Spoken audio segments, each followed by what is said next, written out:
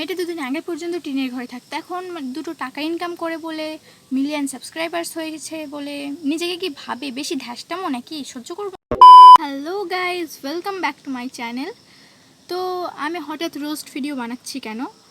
মানে এটা ঠিক সেরকম প্রফেশনাল রোস্ট না, আমি সেরকম রোস্টার না। তো হঠাৎ করে রোস্ট ভিডিও বানাতে ইচ্ছা করলো, কারণ আমার ওই সুমি রয় শ্রাদ্ধ ভ্লগার, ওর ধ্যাসটাম আমার সহ্য হচ্ছে না।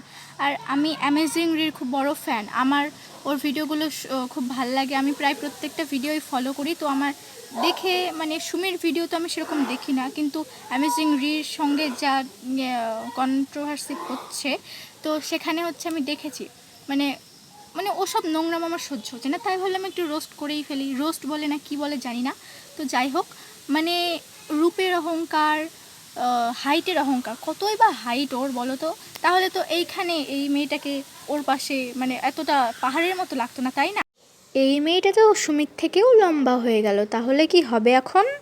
এখন আমার এই ভিডিওটা বাই এনি চান্স যদি সুমির কাছে পৌঁছে যায়, আমি জানি আমার গায়ের রং কালো, হয়তো যদি পৌঁছে যায় বাই এনি চান্স, তাহলে ও হয়তো আমাকে আফ্রিকান বলে গালাগালি দিতেই পারে, আই ডোন্ট মাইন্ড।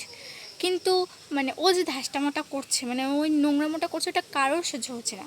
তো যাই হোক, ওর কাছে যদি পৌঁছে যায়, ও আমাকে নিয়ে রোস্ট করতেই পারে, আই ডোন্ট মাইন্ড, কারণ আমি এদিক থেকে একটু ফেমাস হয়ে যেতে পারি।